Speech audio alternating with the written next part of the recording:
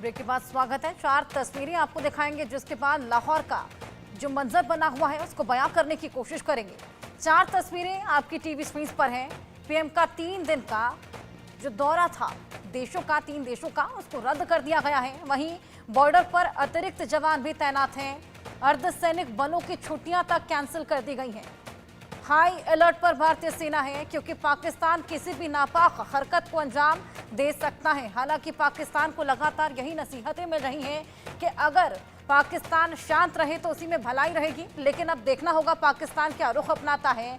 और इसी के चलते पीएम मोदी के 3 देशों का दौरा भी रद्द हुआ है। बॉर्डर पर अतिरिक्त जवान भी तैनात हैं। एलओसी पर लगातार फायरिंग देखी जा रही है, हालांकि उसका मुंहतोड़ जवाब भी दिया जा रहा है और एक टेलीफोनिक वार्ता भी की गई है पाकिस्तान और भारत के सैन्य बलों के बीच में, जहां पर नसीहत पाकिस्तान को दी गई है, चेतावनी भी दी गई है। जिस तरीके से लगातार एलओसी पर फायर पाकिस्तान कर रहा है, बौखलाहट साफ देखी जा सकती है।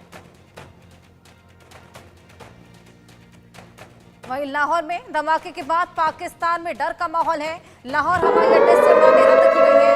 कराची, सियालकोट एयरपोर्ट से भी फ्लाइट्स को कैंसिल किया गया। 3 एयरपोर्ट्स पर फ्लाइट्स रद्द कर दी गई हैं। लाहौर हवाई अड्डा जहां से उड़ानें रद्द की गई हैं, कराची, सियालकोट एयरपोर्ट से भी फ्लाइट्स को रद्द किया गया है। हमारे मेहमान लगातार हमारे साथ बने हैं, मेजर मोहम्मद अली शाह जी और संजीव श्रीवास्तव जी हमारे साथ लगातार बने हुए हैं। संजीव जी, मैं आपके पास आऊंगी। लगातार जो हड़कंप वहां पर मचा हुआ है, जो खौफ पाकिस्तान में बना हुआ है, उसी के चलते लाहौर के हवाई अड्डे भी हैं जिनको बंद कर दिया गया है। सभी उड़ानें वहां पर रद्द कर दी गई हैं। जी, अभी ये जो पाकिस्तान में लाहौर में ये जो डेवलपमेंट्स हैं, जाहिर है कि ये पाकिस्तान की जो बिल्कुल खराब होती हुई दयनीय जो आंतरिक सुरक्षा की स्थितियों को दर्शाता है। पाकिस्तान के जो आंतरिक हालात लगातार अस्थिर हैं, अराजक हैं और वहाँ पर अनेक आतंकी जो संगठन हैं, जाहिर है कि वो इस तरीके के अंदर भी पाकिस्तान की टेरिटरी में ही बड़े हमले करते हैं। तो ये जो पूरी डेवलपमेंट अभी लाहौर में हो रही है, उसकी जैसे जैसे डिटेल सामने आएगी उसके बारे में हम स्पष्ट रूप से तब कह सकते हैं। लेकिन ये इसमें कोई दो राय नहीं है कि पाकिस्तान के जो आंतरिक हालात बेहद दयनीय दिखाई देते हैं, काफी अस्थिर दिखाई देते हैं और जो कि पाकिस्तान के हुक्मरानों का स्वयं का क्रिएशन है। इस तरीके के जो आतंकी संगठनों को पालना और उन्हें भस्मासुरों की तरीके से खड़ा करना, जाहिर है कि ये पाकिस्तान के अंदर इसको खोखला करने का इन्होंने काम किया है। पाकिस्तान को जलाने का ही कार्य कर रहे हैं और पाकिस्तान अपने किए की सजा भुगत रहा है। जैसे इसको कहते हैं, जैसा आप बोएंगे वैसा काटेंगे। और पाकिस्तान ने जो अनेक आतंक परस्त जो कृत्य किए हैं, आतंकी उसकी जो आतंकवादियों को अपने इंस्ट्रूमेंट ऑफ स्टेट पॉलिसी के तौर पर आतंकियों को स्ट्रेटेजिक असेट के रूप में जो उसके इस्तेमाल करने की भस्मासुरी नीतियां रही हैं, वो पाकिस्तान के लिए आज उसके अस्तित्व का संकट बनती जा रही है। पूरे उसके अस्तित्व को ही समाप्त करने की स्थिति में ये लेती जा रही हैं। तो ये जो पाकिस्तान के अपने खुद का किया धरा है, वहाँ की सेना इसके लिए जिम्मेदार है, वहाँ की खुफिया एजेंसी इसके लिए जिम्मेदार है और जाहिर है कि वहाँ पे जो करप्शन है जो और आतंकियों को जिस तरीके से हर तरीके का संरक्षण मिलता है, उसी की वजह से पाकिस्तान की हालात दिखाई देते हैं।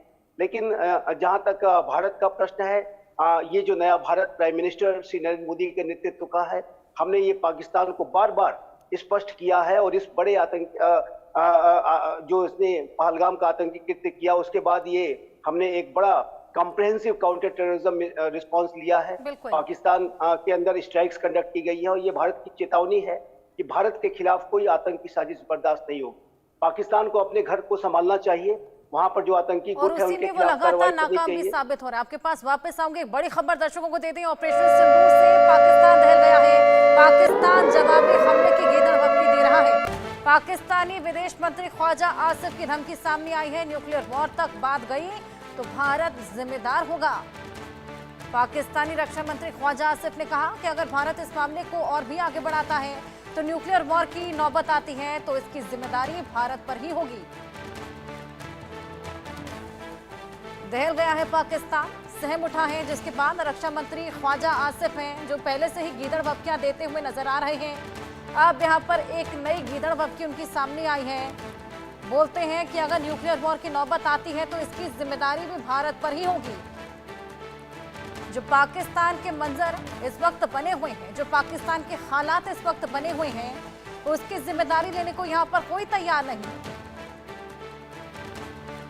मोहम्मद अली शाह जी, रक्षा मंत्री ख्वाजा आसिफ हैं जो अब एक नई गीदड़ भभकी यहाँ पर दे रहे हैं। इससे पहले भी हमने देखा कि तमाम गीदड़ भभकियां देते हुए नजर आए थे। इनका रुख समझ पाना भी बेहद मुश्किल हो गया है।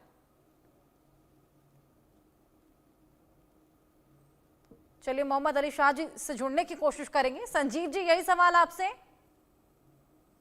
देखिए, पाकिस्तान के जो रक्षा मंत्री हैं वो समय समय पर हमने ये देखा है कि वो गैर जिम्मेदाराना बयान दे रहे हैं। और चाहे वो न्यूक्लियर वेपन्स के संदर्भ में हो, और जाहिर है कि उन्होंने एक बड़ा कन्फेशन भी एक इंटरव्यू हाल के समय में जो उन्होंने दिया था उसमें किया कि हमने डर्टी वर्क हम करते रहे हैं।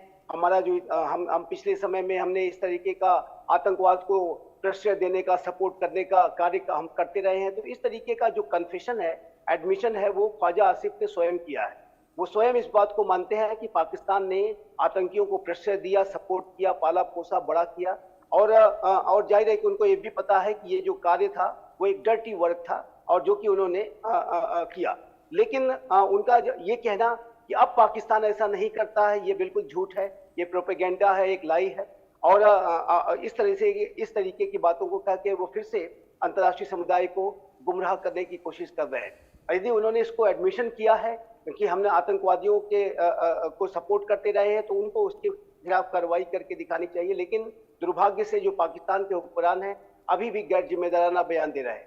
भारत ने ये जो कार्रवाई की, एक आतंकवाद विरोधी कार्रवाई की, और आतंकियों को भारत ने उनके कृत्यों की सजा दिलाने के संदर्भ में कार्रवाई की। पाकिस्तान यदि ये कार्रवाई स्वयं कर लेता तो भारत को ऐसी कार्रवाई करने की आवश्यकता नहीं थी। इस बात को पाकिस्तान के हुक्मरानों को समझना चाहिए। और हमने पाकिस्तान से को पहले भी बहुत सारे सबूत दिए, हर तरीके का उसे एविडेंस प्रोवाइड कराया, डॉसियर ओवर डॉसियर्स दिए, लेकिन पाकिस्तान ने जाहिर है कि उसको बिल्कुल अनदेखा किया, क्योंकि पाकिस्तान आतंकवादियों को प्रश्रय देता है, सपोर्ट करता है। लेकिन ये जो पाकिस्तान की आतंकवाद को अपने इंस्ट्रूमेंट ऑफ स्टेट पॉलिसी के तौर पर और आतंकियों को स्ट्रेटेजिक असेट के रूप में इस्तेमाल करने की जो उनकी नीति रही है, वो उनके लिए भस्मासुरी साबित हो रही है। और ये पाकिस्तान के हुक्मरान इसको न समझ करके अब ये न्यूक्लियर वेपन्स की धमकियां दे रहे हैं। जाहिर है कि न्यूक्लियर वेपन्स अब भी डिनाई में रहता है तो ये उसके लिए घाटा साबित हो सकता है। आपके पास वापस आऊंगी। एक और बड़ी खबर, पाकिस्तानी पत्रकार शाहीन